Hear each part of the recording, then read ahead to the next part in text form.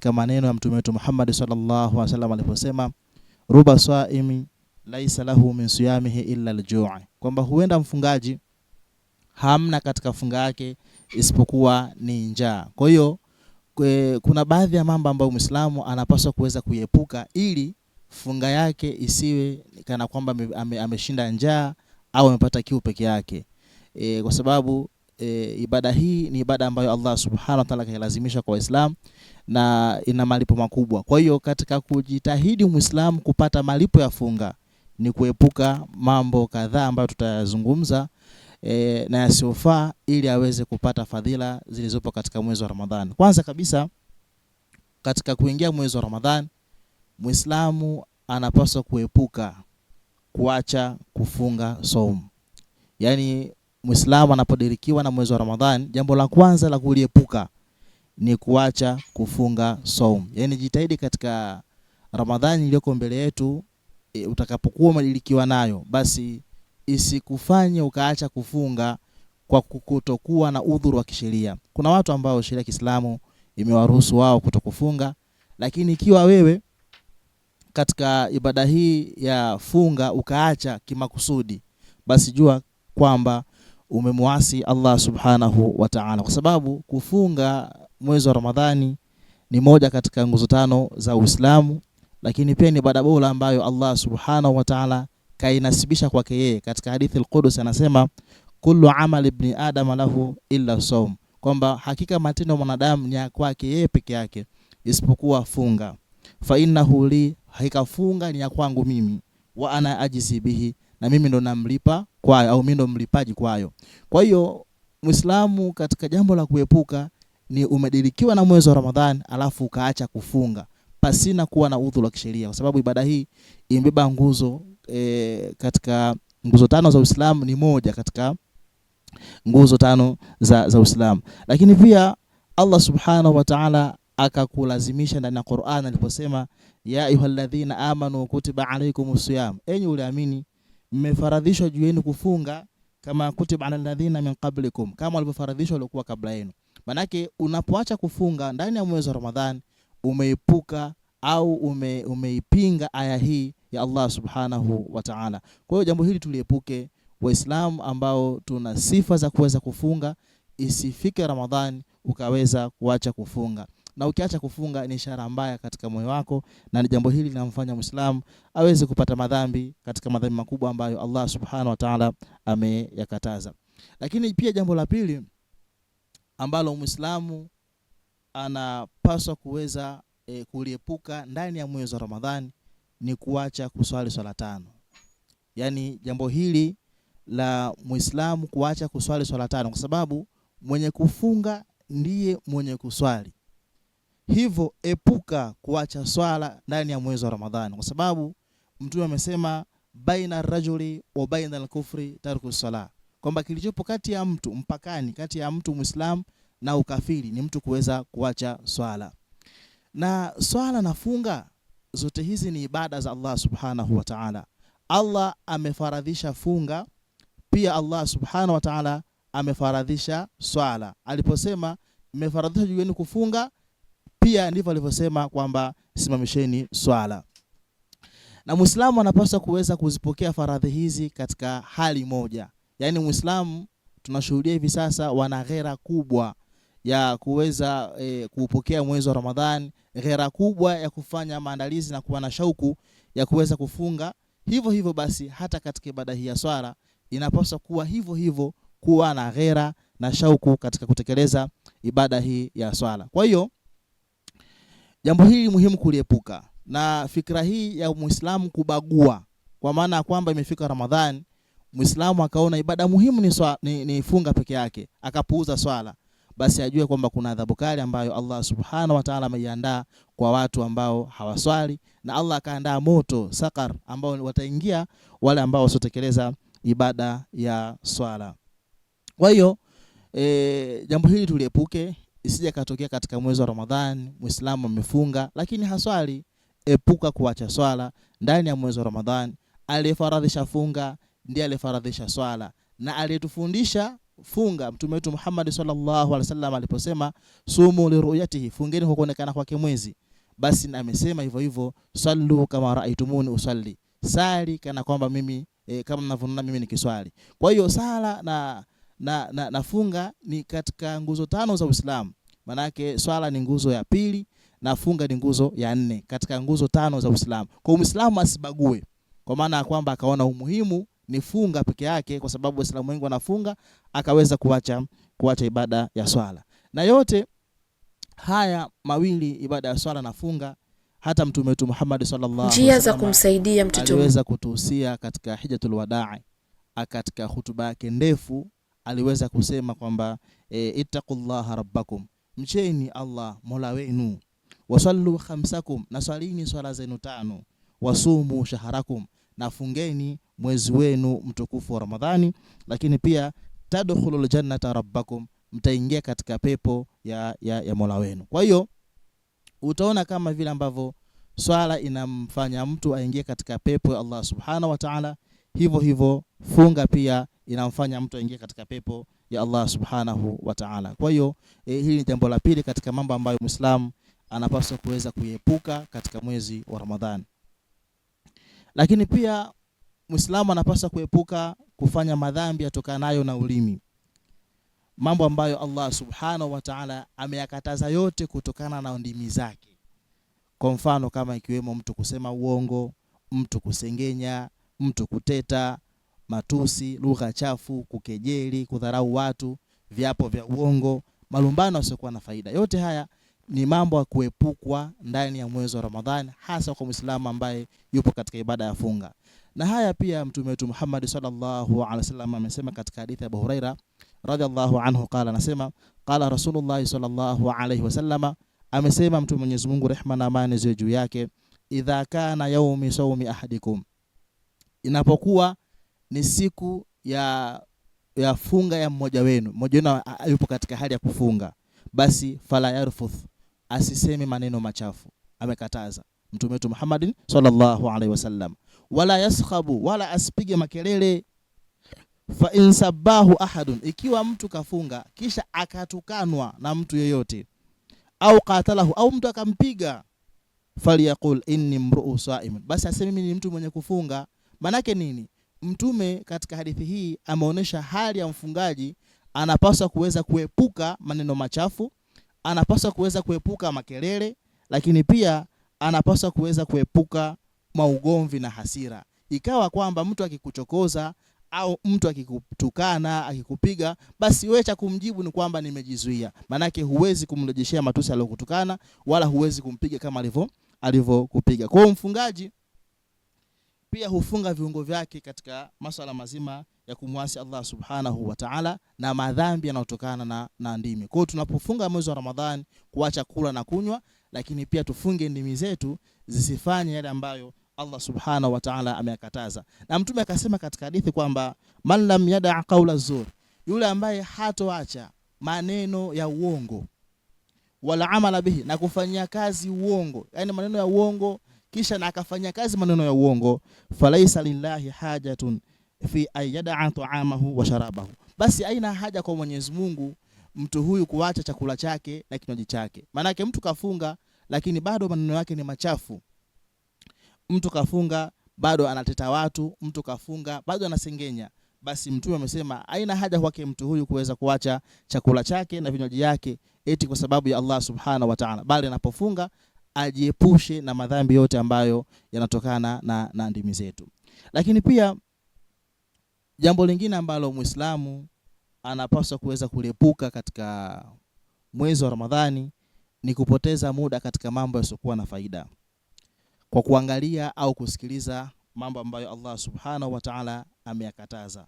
Ramadhani si mwezi wa michezo wala comedy, ni mwezi wa ibada. Yaani Muislamu anapaswa kufahamu kwamba Ramadhani si mwezi wa mchezo au comedy, bali ni mwezi wa ibada. Na Allah subhanahu wa ta'ala akawasifu wacha Mungu aliposema walladhina hum 'anil laghwi mu'ridun, wale ambao kunako mambo ya upuuzi, mambo ya laghwi, wanakuwa ni wenye kujiepusha. Michezo kama vile mipira, karata, bao, drafti, hii yote inapaswa kuepukwa ndani ya mwezi wa Ramadhani. Yaani si katika tabia ambayo inapaswa kufanywa katika mwezi wa Ramadhani, bali ni tabia na matendo ambayo yanapaswa kuepukwa katika mwezi wa Ramadhani. Si mwezi wa mipira, si mwezi wa karata, bao na draft, kwa sababu inakuwepo michezo hii kwa ile hali ya Muislamu kuweza kupoteza ile hisia ya njaa, kwa sababu mtu anapokuwa amehisi njaa, ili asifikirie njaa, basi utafuta mipira, utafuta karata, utafuta bao, drafti, ili ile hisia yake ya njaa siweze kuhisi, maana yake anajifariji. Hivyo tunawanasi Waislamu kwamba Ramadhani si mwezi wa michezo wala comedy, ni mwezi wa ibada. Hivyo basi tujiepushe na michezo kama mipira, karata, bao, drafti na mingineo mingi ambayo itakufanya upoteze muda wako katika mwezi wa Ramadhani. Lakini pia kukesha kuangalia season kwa kisingizio cha kusubiri muda wa daku. Kwa sababu mtu mwingine anaweza kutumia sababu hiyo, bana mimi naposubiria daku nikilala nitapitiliza. Kwa anaamua mtu huyu aweze kukesha kwa kuangalia season. Bora ukeshe unasoma Qur'ani, ukeshe unafanya dhikri, lakini sio kuangalia season kwa kisingizio cha kusubiria daku. Hili nalo linapaswa kuepukwa katika mwezi wa Ramadhani. Lakini pia kulala ovyo, kama vile funga ni ugonjwa. Mtu analala muda wote. Kulala haikatazwi, lakini kulala ovyo.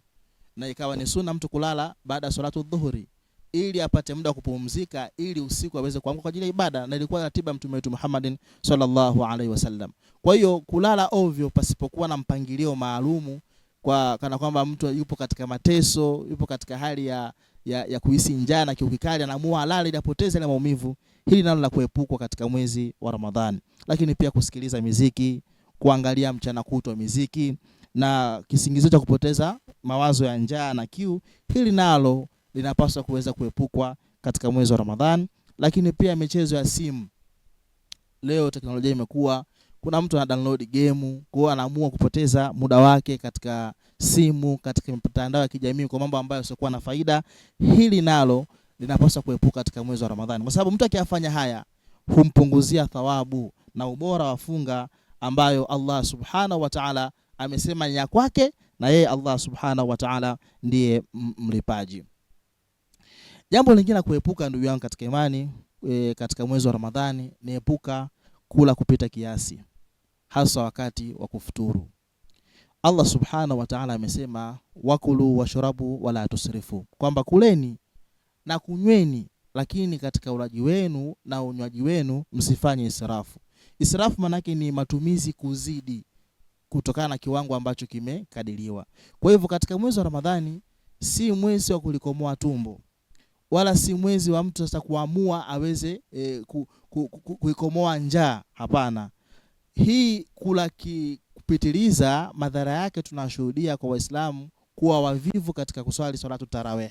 Wengi utaona tarawih inawashinda kwa sababu amefuturu kwa kiasi kikubwa, kala sana mpaka tumbo linakosa kufanya kazi yake, linambana. Hii hali si nzuri na inapelekea uvivu ambao Mtume wetu Muhammad sallallahu alaihi wasallam alikuwa akimwomba Mwenyezi Mungu amweze kumuepusha. Katika hadithi Mtume alikuwa akisema, Allahumma inni a'udhu bika minal hammi wal hazani wal ajzi wal kasari. Ewe Mwenyezi Mungu, najikinga kwako kutokana na huzuni, kutokana na wasiwasi, kutokana na udhaifu, kutokana na uvivu. Kwa hiyo kula sana kunapelekea uvivu katika ibada, kwa Muislamu kushindwa kuswali salatu tarawih, kwa Muislamu kukosa hamasa ya qiyamul layl kwa sababu ameshiba sana. Lakini pia katika kula hapa, ibada hii inawahusu Waislamu. Sasa isije katokea katika hali hii ya Muislamu kutamani kula sana, akashiriki katika futari ambazo si za halali, maana yake zimetokana na chumo la haramu, ama futari ambazo za watu ambao ibada hii haiwahusu. Kwa sababu ni ibada ya Waislamu na kufuturisha watu ni katika ibada ambayo ina malipo, na mwenye kuifanya anapaswa awe Muislamu. Kwa hiyo hili pia la kuliepuka, ndugu yangu katika imani, kuelekea mwezi wa Ramadhani, kwa kutoweza kula kupita kiasi, kwa sababu kutakufanya uwe na uchangamfu katika ibada. Ukila kuzidisha, tumbo likali limebana, litakutia uvivu katika kuziendea ibada za Allah subhanahu wa ta'ala.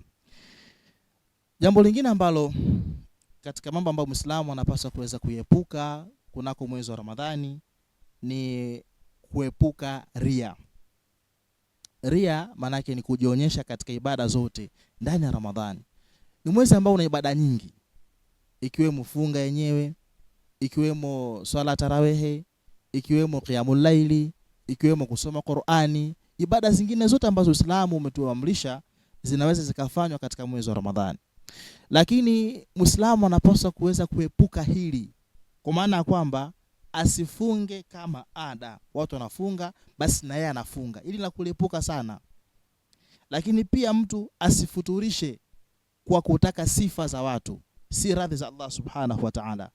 Usifanye kheri yoyote katika mwezi wa Ramadhani ila umefanya isipokuwa kwa ajili ya Allah subhanahu wa ta'ala, kwa sababu utakuta mtu amefanya matendo mema mengi lakini atakuwa ni vumbi mbele ya nani? Mbele Allah subhanahu wa ta'ala. Na Allah akasema faman kana yarju liqa'a rabbih, basi yule ambaye anakuwa na matarajio ya kukutana na Mola wake, falyamal amalan salihan, basi afanye matendo mema. Lakini nini? Wala yushriku biibadati rabbih ahada, wala simshirikishe kwa matendo mema hayo ibada za Allah subhanahu wa ta'ala na yoyote. Ndani ya Ramadhani kuna ibada nyingi, basi tuzifanye kwa ajili ya Allah subhanahu wa ta'ala. Isije kaisha Ramadhani ikawa mtu ambaye amejilikiwa na Ramadhani hana alichokivuna zaidi ya sifa, zaidi ya njalo kuwa amehisi, zaidi ya kiu, kwa sababu hayajampatia malipo mbele ya Allah subhanahu wa ta'ala, hakufanya kwa ajili ya Allah subhanahu wa ta'ala. Kwa ndugu yangu katika imani, hili ni la kuepuka kwa kiasi kikubwa sana, kwa sababu innamal a'malu binniyati wa innama likulli imri'in ma nawa, kwamba kila matendo ni kwa nia na kila mtu atalipwa kwa vile alivyonuia. Sasa wewe unapoelekea mwezi wa Ramadhani, sahihisha nia yako iwe ni kwa ajili ya Allah subhanahu wa ta'ala. Na utaona hata mtume wetu Muhammad sallallahu alaihi wasallam katika ibada mbili, mfano katika mwezi wa Ramadhani ikiwemo ibada ya funga, kataja ikhlas. Aliposema mtume, man sama ramadhana imanan wa ihtisaba, mwenye kufunga mwezi wa Ramadhani kwa imani na kutaraji malipo kutoka kwa Allah subhanahu wa ta'ala, ghufira lahu ma taqaddama min dhanbihi, basi upata msamaha waliotangulia katika madhambi yake. Kwa hiyo upate msamaha madhambi yako imanan wa ihtisaba, yani kwa imani na kutaraji malipo kutoka kwa Allah subhanahu wa ta'ala. Manake amegusia ikhlasi. Manake ikiwa unafunga tu kama ada, kama vile watu tu wakuone, kama vile Waislamu wanafunga na unafunga, hii inakuwa upate msamaha mbele Allah subhanahu wa ta'ala. Na katika tarawehe mtume akasema katika hadithi kwamba man qama ramadhana, mwenye kusimama Ramadhani salatu tarawih imanan wa ihtisaba, kwa imani na kutaraji malipo kutoka kwa Allah subhanahu wa ta'ala, ghufira lahu ma taqaddama min dhanbihi, basi mtu huyu atapata msamaha wa madhambi yake yote yaliyotangulia. Kwa hiyo utaona mambo haya mawili mtume kaazungumza, lakini akifungamanisha imanan wa ihtisaba, maana yake kwa imani na kutaraji malipo kutoka kwa Allah subhanahu wa ta'ala, si sifa, si watu, si kuonekana, bali ni kutoka kwa Allah subhanahu wa ta'ala, ndiye unafanya kwa ajili yake. Na mtu anaacha chakula chake, anaacha vinywaji vyake, anaacha mkewe, si kwa ajili ya mazoea, si kwa ajili ya ada, si kwa ajili ya maslahi, bali kwa ajili ya Allah subhanahu wa ta'ala. Manake mtu huyu ndio maana ikawa Allah amesema funga ni ya kwake na ndio mwenye kulipa. Manake malipo ya funga hayajulikani. Yani mtu kwamba funga ina malipo kiasi gani, hakuna anayejua isipokuwa ni Allah subhanahu wa ta'ala pekee, kutokana na uzito wa ibada hii. Hivyo basi tuepuke kujionyesha katika ibada zetu ndani ya mwezi wa Ramadhani, tufanye kwa ajili ya Allah subhanahu wa ta'ala, tusifanye kwa ajili ya mtu bali tufanye kwa ajili yake pekee yake. Allah subhanahu wa ta'ala yeye ndiyo mlipaji na yeye ndiye ambaye anastahili kuabudiwa.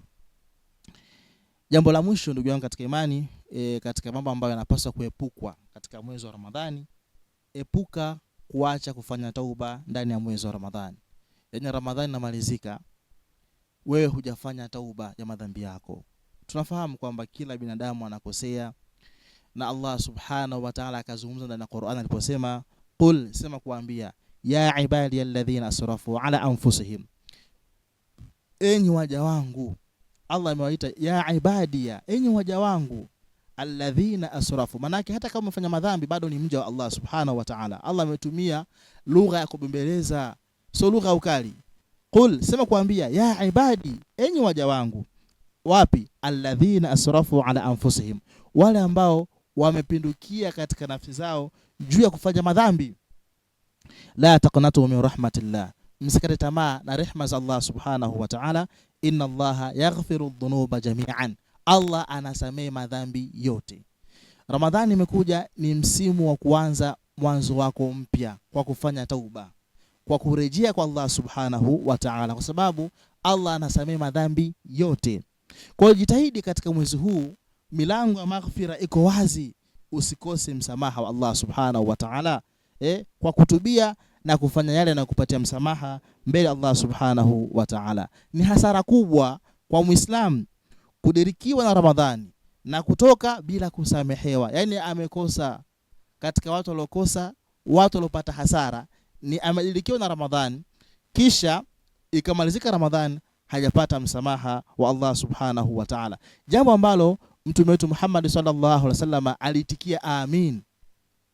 Sifa ya mtume ni rehma kwa ulimwengu. Mtume alikuwa ni mpole na mwenye huruma. Lakini katika jambo hili ambapo malaika walipoomba dua kuhusu mtu amejilikiwa na Ramadhani hajasamehewa, mtume akasema amin, maana yake ameitikia dua. Malaika wameomba dua, mtume akaitikia. Malaika waliomba dua gani? Katika hadithi malaika walisema raghima anfun, yani amepata hasara mtu, rajuli, mtu ambaye dakhala alayhi Ramadhan, yani Ramadhani imuingilia, kaanza siku ya kwanza Ramadhan mpaka siku ya 30, thumma nsalakha, kisha Ramadhani kamalizika, kabla an yughfara lahu, kabla kuweza kusamehewa. Kwa hiyo katika mambo ambayo unapaswa kuweza kuepuka, ndugu yangu katika imani, ni kukosa msamaha wa Allah subhanahu wa ta'ala. Jitahidi Ramadhani ufanye tauba ili upate msamaha wa Allah subhanahu wa ta'ala. Kwa hiyo hayo ni mambo ambayo, matendo au tabia ambazo Muislamu anapaswa kuweza kuziepuka.